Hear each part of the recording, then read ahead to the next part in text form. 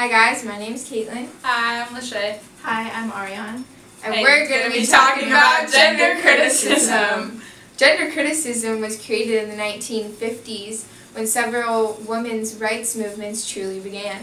Because feminism created gender criticism, many women's movements during the time included the women's suffrage and the formation of the Natural Organization for Women. Feminism is described as the movement towards equal protection and rights for women. I'm Sarah. I'm Megan. And today I'll be talking about two works of famous literature that are well known in the literary community. These two books include The Great Gatsby by F. Scott Fitzgerald and The Awakening by Kate Chopin. Both authors include gender criticism in their works. And I'm going to be talking about two additional works of literature well known in the literary community.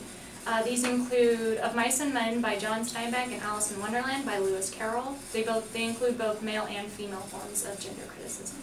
To capture your attention, here is a short video on how feminism originated and how feminism led to gender criticism. Whenever we cook inside, Mom always says the cooking. But whenever we cook outside, you always do it. How come? Well, it's sort of traditional, I guess. They say a woman's place is in the home, and I suppose as long as she's in the home, she might as well be in the kitchen.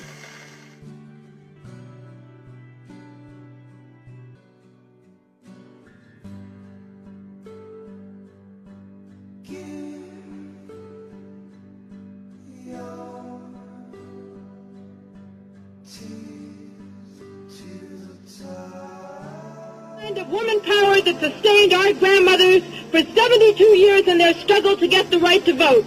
Welcome to the new wave of feminism. Welcome to each other. Welcome home.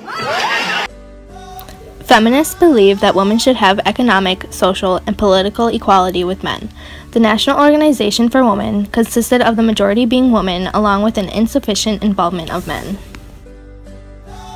One of the founders of the organization, Betty Friedan, helped to advance the women's rights movement by encouraging the idea of women to follow their personal fulfillment apart from their traditional roles. Furthermore, Betty Friedan wrote The Feminine Mystique, which explained the discontent that many women were feeling.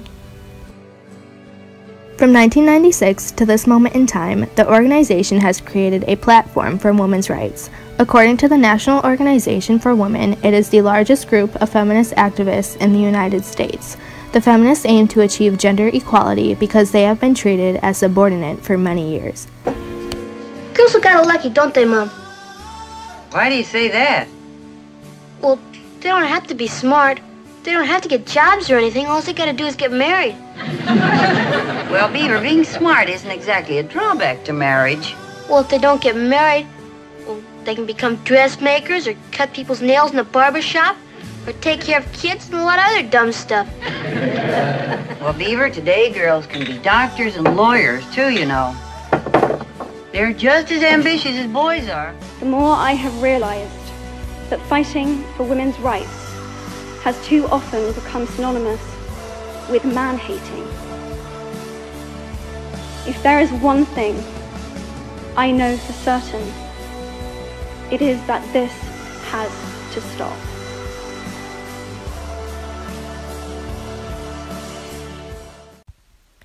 The feminist movement has been around since the 1700s, but first became popular during the 1960s civil rights era. At the start of the 1970s, the term feminist and feminism started to trend. Mary Wollstone was said to be the first feminist after writing her influential novel, A Vindication of the Rights of Women in 1792. After her legacy, many continued to hope for an equal life for women. Today, there are many different types of feminists who have the same goal but different beliefs. Cultural feminists focus on the womanhood. Liberal feminists believe men and women have the same capability, and instinctual feminists focus on how women have been marginalized. Feminist theory provides an analytic framework for understanding how women's location in and experience of social situations differ from men's. Feminism involves political and sociological theories concerned with issues of gender difference, as well as the movement that advocates gender equality for women in campaigns for rights and interests. Although the terms feminism and feminist did not gain widespread use until the 1970s, they were already being used in the public much earlier. For instance, Katharine Hepburn speaks of the feminist movement in the 1942 film Woman of the Year. According to Maggie Hum and Rebecca Walker, the history of feminism can be divided into 3 waves. The first feminist wave was in the 19th and early 20th century. The second was in the 1960s and 70s, and the third extends from the 1990s to present day. Feminist theory emerged from those feminist movements. It is manifest in a variety of disciplines, such as feminist geography, feminist history, and feminist criticism. Feminism has altered predominant perspectives in a wide range of areas within Western society, ranging from culture to law. Feminist advocates have campaigned for women's legal rights, rights of contract, property rights, and voting rights. Also for women's rights to body integrity, for abortion rights, and for reproductive rights. The word sexism is entered in the American vocabulary as women have been categorized as a target group for discrimination. Single and married women adopted the title Miss as an alternative to Miss or Mrs. to avoid changing their identities based upon their relationships with men. Feminism and sexism go hand in hand. Many who advocate for both are striving to set equal opportunities for both men and women. How does gender criticism interfere with the workplace and everyday life? Men become overconfident in the workplace and would rather work alone than as a team, compared to women who would rather work as a team with the opposite sex. Men fear that women will become better than them. Men are usually in control of the household, and what they say goes, even though women are known for being responsible for the house. Some women stay at home and take care of the household duties like cleaning and taking care of children. Men and women both share common interests in chemistry, which is why we are naturally forced to be together in the first place. Men and women both have particular jobs that is common for that certain gender. For instance, when a woman is a cop, we think it's unusual because that's a man job. Or when we see male delivery people, we automatically interpret them as male men. But when we see a woman, what do we say? We often mislead genders and think certain genders can't do certain things, which isn't necessarily fair. Women should be allowed to participate in men activities, and men should be allowed to participate in women activities. Even though we are allowed to, we get looked at a certain way regardless. Women are more subtle and men are more dominant, which is why men feel the need to be in control. We are naturally developed to look completely different. Men have things women don't, and women have things men don't.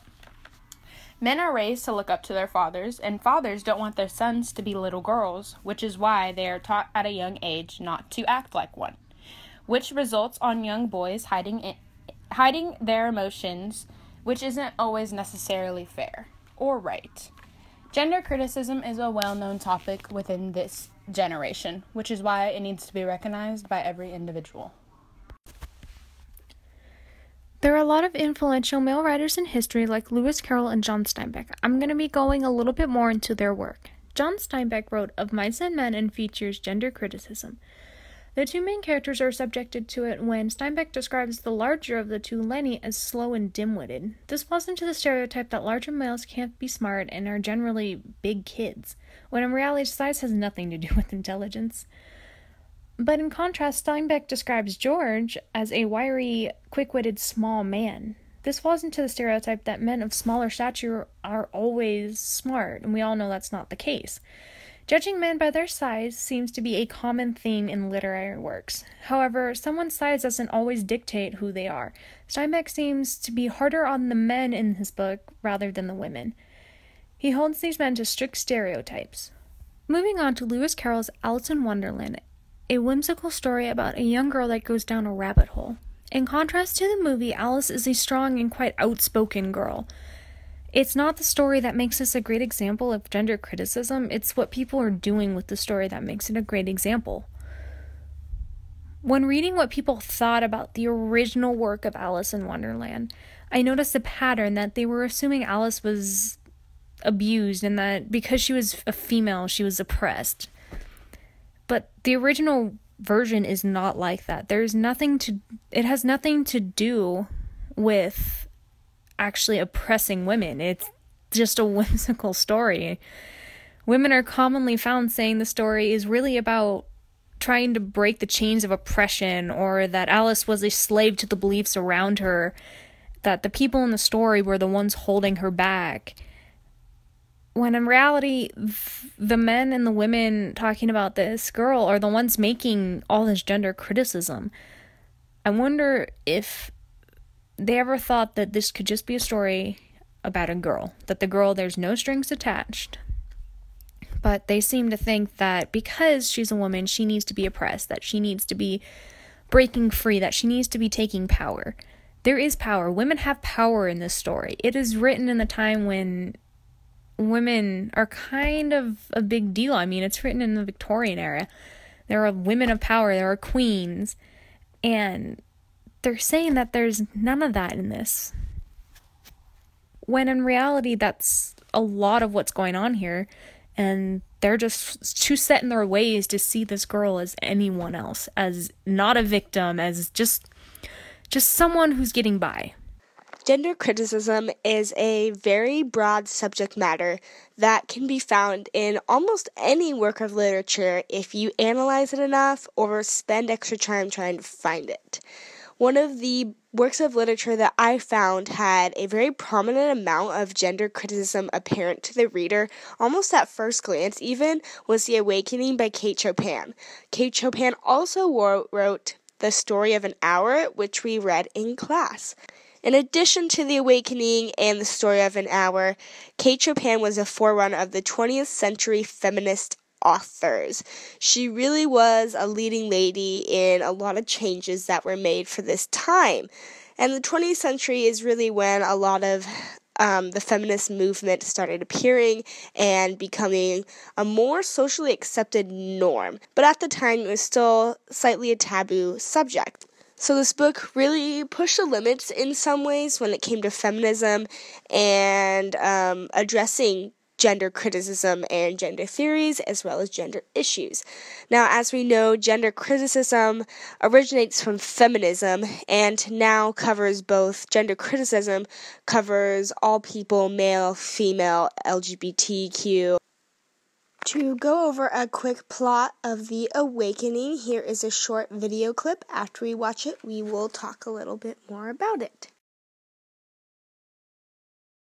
When the book opens, it's the late 1800s and Edna is vacationing with her family at a holiday resort by the sea. 4 important events occur during her summer stay at Grand Isle.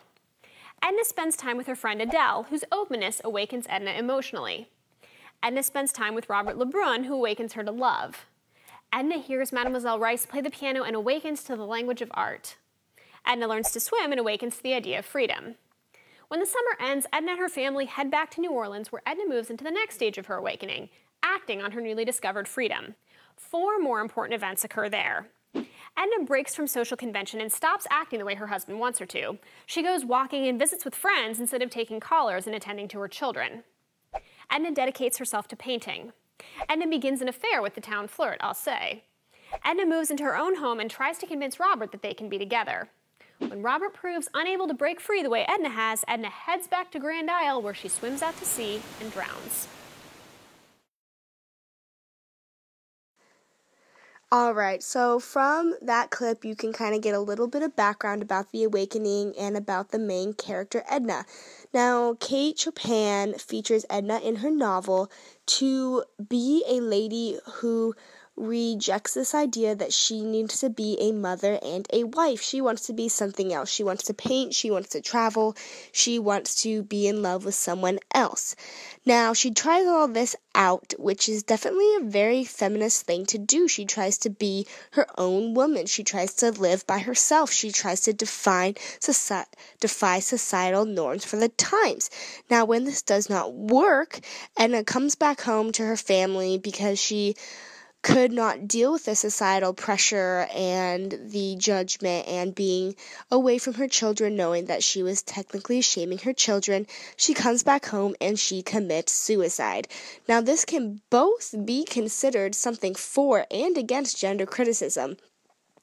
Now, this is a very complicated subject matter because, in a way, Edna is supporting feminism by ending her life because that's her choice. That was not a normal thing for the time. It was completely in her hands.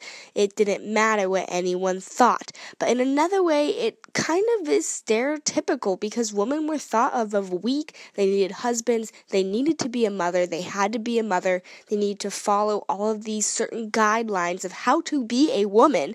And by committing suicide, it's basically Edna giving into what people might have thought, that she was weak, that she was a woman, that she was not capable of following her dreams of being independent without children or a husband, painting and traveling the world. So this novel definitely features some strong feminist ideas, which, as we know now, feminism has adapted into gender criticism. So you can find a lot of hidden meanings and some very obvious meanings about how women and men alike were viewed in the late 1800s, the late 1890s in this novel. Another work of literature that a lot of people have read in high school and college, they've seen the movie or at least heard of it, is The Great Gatsby by F. Scott Fitzgerald. So both The Great Gatsby and The Awakening were written in the late 1800s and early 1900s. During these specific times, the American dream and strict societal views that often favored religion and were often as well conservative were very prominent, and feminism, as I said with The Awakening, was still considered a taboo subject. Women especially faced several struggles. As we know, gender criticism originated from feminism, with having their voices heard, living independently, or following personal goals. In The Great Gatsby, you can really see gender criticism really play out the whole movie with every single character.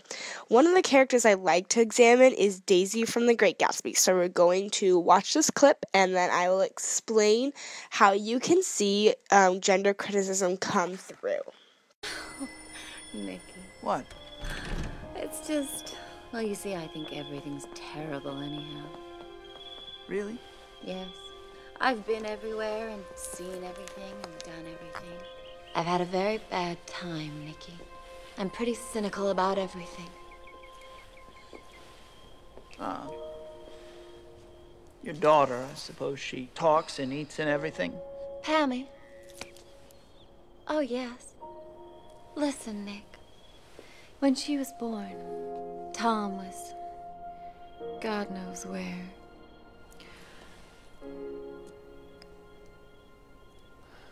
With God knows who.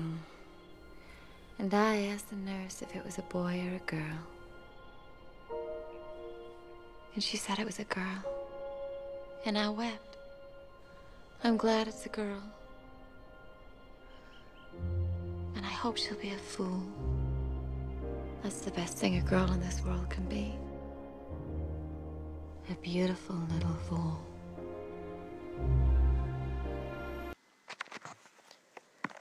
Alright. So, as you can see from this quote, Daisy was saying that she hoped her daughter would be a beautiful fool because that was the best thing a woman could be. Now, this really captures what people viewed women as. They were not considered very smart, intelligent. They were just beautiful objects that either worked in the home or were treasures to look at. And even her, Daisy is looking at her daughter and saying she hopes she's a fool because that's the best thing she can be. So that's kind of Daisy's character does not have a lot of self-confidence, definitely falls into the category of a stereotypical woman, emotional, not a lot of confidence, relies on men, is a mother, and really lives up to what people thought of women at that time, which, to be honest, was not that much. Now, another character you can look at in The Great Gatsby is Jordan Baker. Now, Jordan Baker is Nick's romantic relationship, and while Daisy dresses elegantly, finely, she's beautiful with her elegant headpieces and earrings and high-class makeup. Jordan, while still being feminine, also kind of defies those stereotypical gender criticism norms. She wears pantsuit, she plays golf, she is a little bit more masculine than the woman, she has very strong ideas, she's very social, she has very strong connections. She is more masculine than feminine, which was not expected of that time era. You can also look at Nick Carraway. He was more feminine than masculine. He let his emotions get the best of him. He was very thoughtful, and he really cared what people thought of him and made a very strong attachment to Jay Gatsby, and his emotions eventually got the best of him and led him to be put into a mental institute. Now, this was something that would be more expected of women during the time. So, as you can see, this book has lots and lots and lots of gender criticism. Gender criticism can be found in almost any movie or work of literature that we have today worldwide. You can even look back as far as Shakespeare to see some forms of gender criticism come through in his works and plays. Thank you for watching our presentation, and this concludes it. Thank you.